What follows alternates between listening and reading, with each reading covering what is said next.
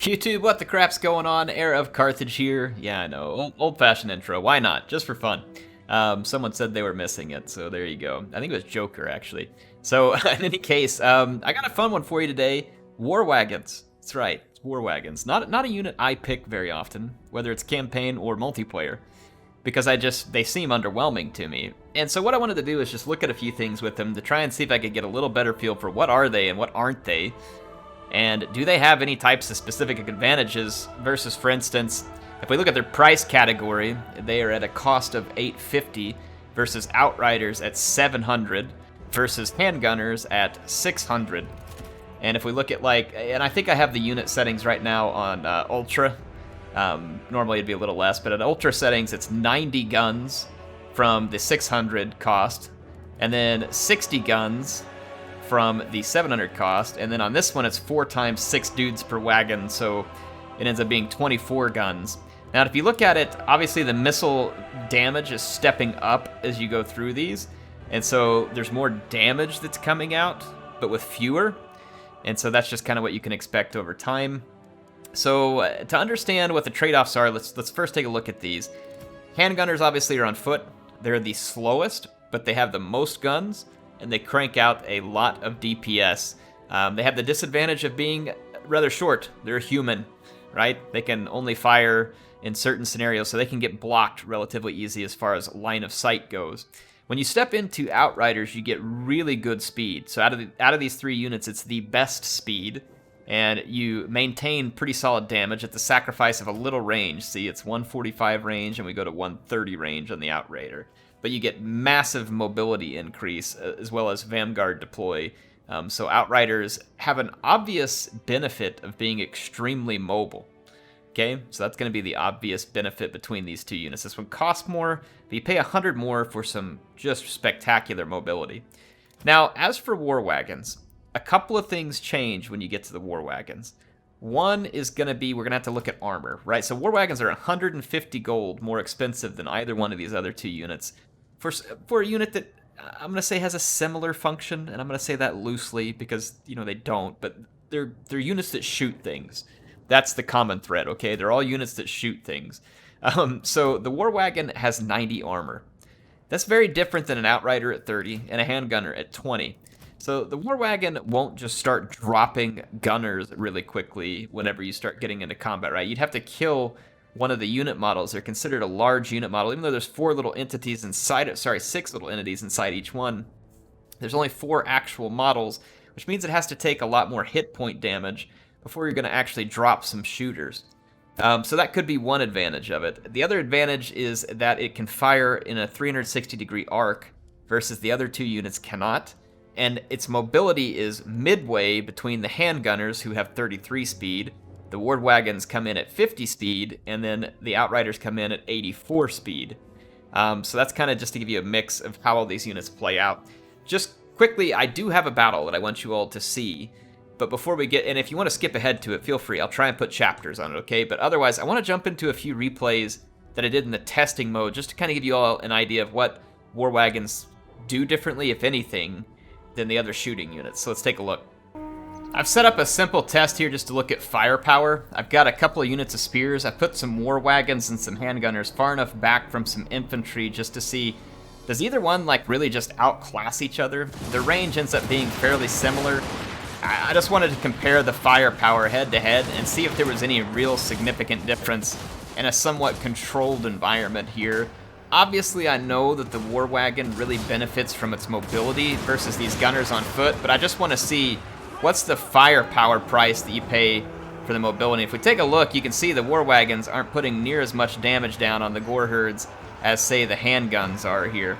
And the replays are acting a little funny for me here. I apologize. It's probably something with the mod. It's like a little choppy when I move the camera. You can see that both units just get obstructed against the infantry, but the handguns actually dished out more damage ahead of time. And so it just kind of gives you an idea, of how the firepower stacks up head to head. Obviously, the handgunners, despite having a lower missile damage, because of their numbers, they dish out more damage in the same period of time. So mobility is of key importance for the War Wagon. So that's what I wanted to point out here. Mobility is of very key importance.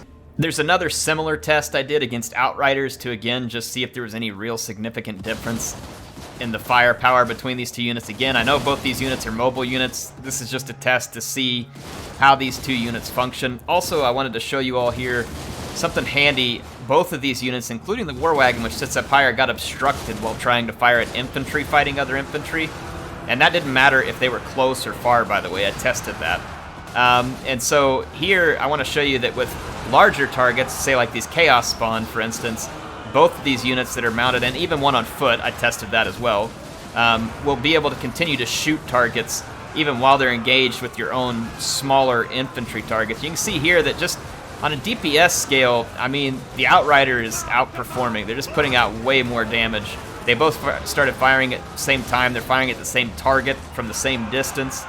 But one thing you may want to take into account here is the amount of ammunition used on the Outrider versus the War Wagon. The War Wagon is going to take longer to kill its target, but it's going to use less of a percentage of its ammunition to do so.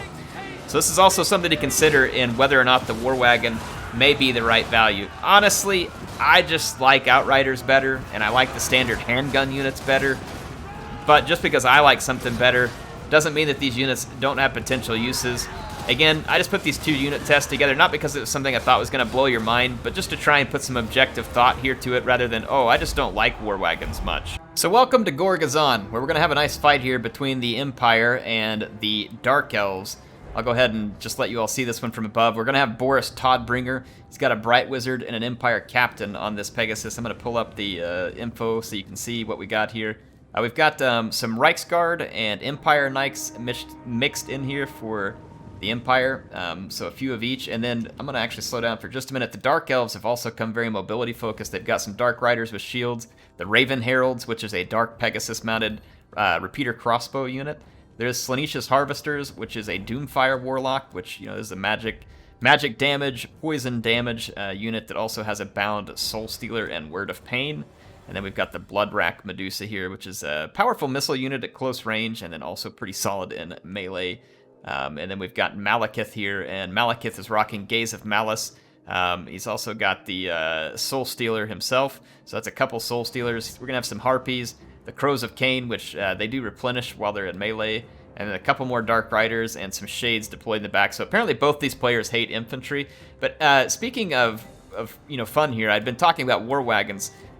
What if we stop talking about War Wagons, we start talking about 4 wagons?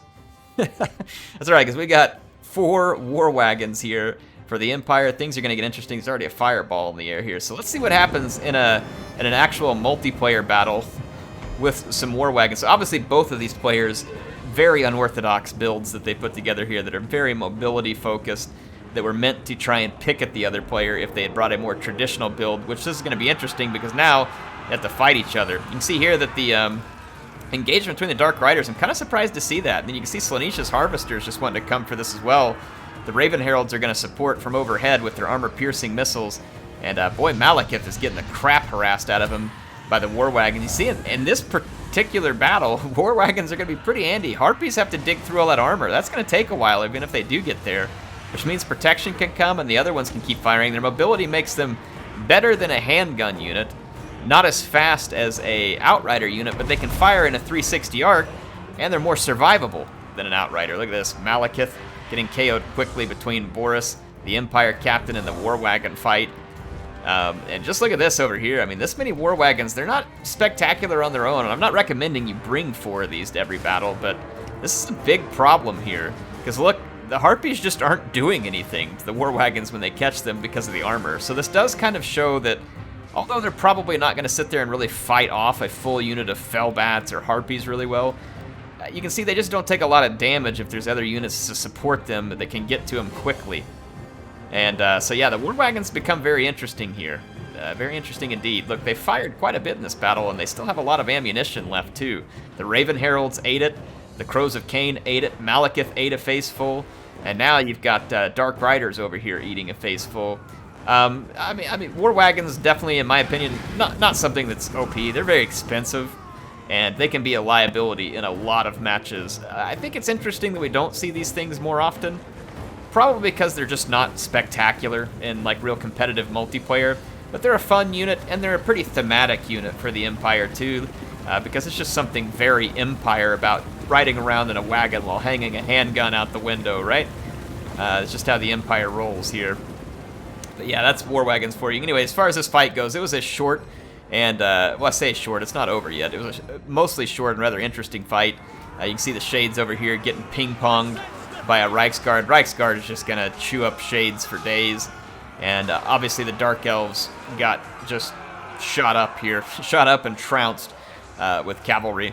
The Dark Elves would have needed to bring more Cold One riders in order to try and contend with this cavalry. But then that, of course, would have taken some money that they probably just didn't have here. Very interesting armies from both. And look at this. Like, even though, the Dark Riders can catch the War Wagons, but even if they catch it, it's not going to do them a lot of good because the wagons just have too much armor. You're going to have something heavier. So, in seeing this battle, is this going to be like every battle that you play with the Empire? No, of course not. Both players bought very unorthodox builds. And when I show you who the players are, we probably won't be surprised. Regina there, playing a lot like she does with her elf armies, but only with the Empire. And then a Happy Puppy, who you've seen before on my channel too. She helped host the tournament with Wicked a while back, and she has a Twitch channel. I'll have the link to her Twitch channel in the description as well if you want to go check it out. She does a lot of multiplayer battles. Anyway, this battle here was fun to me because it illustrated a few things I think you got to keep in mind with War Wagons. Am I sitting here suggesting that they're like this sleeper pick of a unit that everybody's been ignoring and they should have been using? I don't think so, but they're fun. And the armor, and then it's kind of like the trade, right? With the highest mobility, you get pretty good DPS and no armor, and that would be your Outriders. And then you also can't fire while retreating. The War Wagons sacrifice some of that speed, but they pick up armor and the 360 shooting capability, right? Which is pretty big. Like, if you were going to go out and support mobile units or flyers, the War Wagons would be good at it. The danger is they're not as fast, right? And so with that inability to outrun other units, like say a heavy cavalry, they could get in some big trouble if they get caught by a heavy cavalry. But they also do a lot of armor-piercing damage, and so chasing one with heavy cavalry is a bit of a risk. If you go chasing them with fell bats and other stuff, it's just going to take a long time. If the Empire has any support units around to help the War Wagons, you're probably just going to end up throwing away a fell bat or a harpy or other things similar to that. You can see that the War Wagons that were caught in combat just didn't take any significant damage from any of the units. And so you got to use armor-piercing damage or just a heavier hitting unit to bring them down. So I would say that that's really the key distinction for the War Wagons is they don't hit as hard as fast, but they do have more ammunition, and they do have the armor, which makes them a little more survivable. So hopefully that puts the War Wagons into perspective. In a unit we don't see that often. In campaign, a lot of times, I tend not to use them, but campaign is one of those things you can use just about any unit you want in campaign. You just have to figure out how to make it most effective in the situation you're in. Multiplayer is very different, obviously, because the price you pay for these units plays heavily into whether or not they're ever going to be worth it to use. Really love to see what you all say. War Wagons, are they viable in multiplayer? And if you do use them in campaign, because again, you can make anything viable in campaign, how do you use them, and how do you like to use them? Anyway, just very curious to see what you all think. Leave me some comments. Tell me what you think. HeirofCarthage signing out for now, and I'll be back with some more battles soon.